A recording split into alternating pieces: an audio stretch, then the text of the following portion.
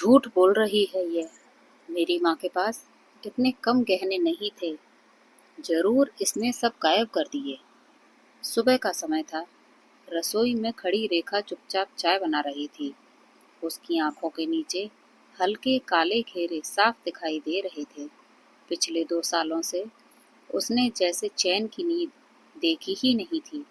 उसके पति नीरज की अचानक दिल का दौरा पड़ने से मृत्यु हो गई थी। उस दिन के बाद से जैसे उसकी दुनिया ही बदल गई थी। घर में ससुर रामदास जी, बीमार सास शारदा देवी और उसका 7 साल का बेटा आयुष ही थे। नीरज की मौत के बाद रेखा के मायके वालों ने बहुत समझाया था कि वो उनके साथ चलकर नई जिंदगी शुरू करे, पर रेखा ने साफ मना कर दिया था। उसने कहा था, जब तक माँ पापा जी जिंदा हैं, मैं इन्हें छोड़कर कहीं नहीं जाऊंगी। उस दिन रामदास जी की आंखों में आंसू आ गए थे। उन्हें लगा था कि भगवान ने बेटा छीन लिया, लेकिन बहू के रूप में बेटी दे दी। शुरू शुरू में सब ठीक चल रहा था। रामदास जी की थोड़ी बहुत पेंशन थी, जिससे घर का खर्चा चलता था। पर जैसे जैसे समय बीतता गया, खर्चे बढ़ने लगे। शारदा देवी की बीमारी भी बढ़ती जा रही थी। हर महीने दवाइयों और अस्पताल के चक्कर में काफी पैसा लग जाता था। रेखा समझ चुकी थी कि सिर्फ पेंशन के सहारे ज्यादा दिन घर नहीं चल पाएगा, इसलिए उसने पास के एक प्राइवेट स्कूल में नौकरी कर ली। अब उसकी दिनचर्या पहले से भी ज्यादा कठिन हो गई थी। सुबह 4 बजे उठकर घर का सारा काम करना, सास को दवाई देना, बेटे को स्कूल के लिए तैयार करना और फिर खुद भी स्कूल जाना।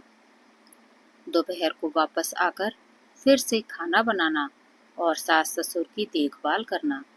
कई बार तो वो इतनी थक जाती कि रात को बिस्तर पर लेटते ही उसकी आंख लग जाती, पर उसने कभी किसी से शिकायत नहीं की।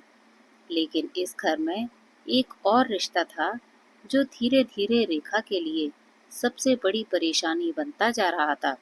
उसकी ननद पूजा। पूजा शादी के बाद शहर में रहती थी।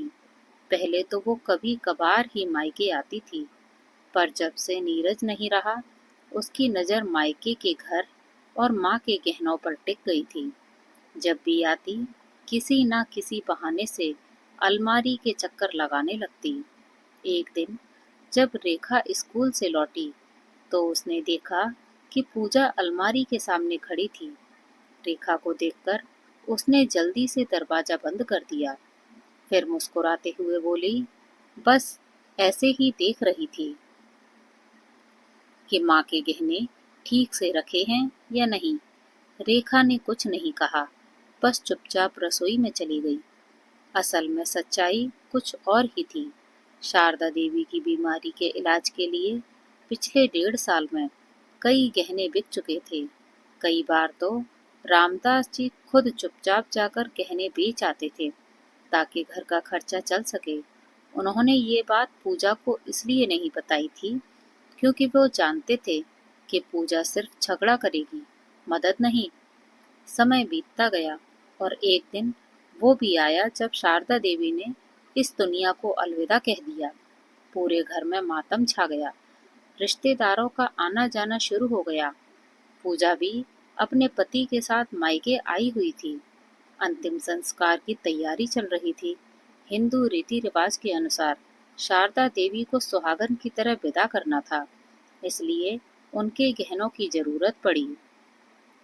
रामदास जी ने अलमारी की चाबी रेखा को दी और कहा, बेटा, जो भी गहने हों ले आओ। रेखा अलमारी खोलकर गहने ले आई, पर जब पूजा ने देखा कि सिर्फ मंगलसूत्र, छोटी सी चेन और कान के झुमके हैं, तो उसका चेहरा गुस्से से लाल हो गया। उसने रेखा को एक तरफ खींचकर कहा, बाकी गहने कहाँ हैं? रेखा ने धीरे से जवाब दिया, दीदी, माँ के इलाज में गहने बिक गए। पर पूजा को ये बात सुनना ही नहीं था।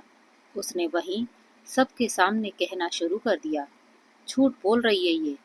मेरी माँ के पास इतने कम गहने नहीं थे, जरूर इसने सब गायब कर दिए। रेखा ने उस समय कुछ नहीं कहा। उसने सोचा कि अभी माँ की विदाई का समय है। झगड़ा ठीक नहीं, पर पूजा ने अगले कई दिनों तक हर रिश्तेदार के सामने यही बात दोहराई कि रेखा ने गहने चुरा लिए हैं। रेखा सब सुनती रही और चुप रही। उसे लगा कि सच एक दिन खुद सामने आ जाएगा, लेकिन एक दिन पूजा ने हद कर दी। उसने रेखा के मायके वालों के सामने ही कह दिया, आपकी बेटी यहाँ इसीलिए रुकी है क्योंकि इसे इस घर और गहनों पर नजर है। यह सुनकर रेखा का दिल टूट गया। वो पहली बार जोर से बोली, बस दीदी, बहुत हो गया। आपने मुझे जो कहना था कह लिया, लेकिन मेरे माता पिता पर आरोप लगाने का हक आपको नहीं है। इतने में रामदास जी भी वहां आ गए। उन्होंने सारी बातें सुन ली थी। उनकी आंखों में गुस्सा साफ दिख रहा था। उन्होंने पूजा की तरफ देखते हुए कहा, अगर हक की बात कर रही हो तो पहले जिम्मेदारी भी याद रखो। जब तुम्हारी माँ अस्पताल में थी तब तुम कहाँ थी? एक बार भी पूछा कि दवाइयों का खर्च कैसे चल रहा है? पूजा चुप खड़ी रही। रामदास जी ने आगे कहा, तुम्हारी माँ के गहने रेखा ने नहीं, मैंने बेचे थे, क्योंकि इलाज करवाना जरूरी था। और सुन लो, इस घर पर सबसे पहले हक मेरी बहू और मेरे पोते का है, क्योंकि इन्होंने इस घर की जिम्मेदारी निभाई है। ये सुनते ही पूरा घर में सन्नाटा छा गया। पूजा के पास अब कहने के लिए कुछ भी नहीं बचा। उस दिन के बाद पूजा बिना बोले अपने घर चली गई। और सच कहें तो उसके बाद उसने कभी मायके की तरफ मुड़कर भी नहीं देखा।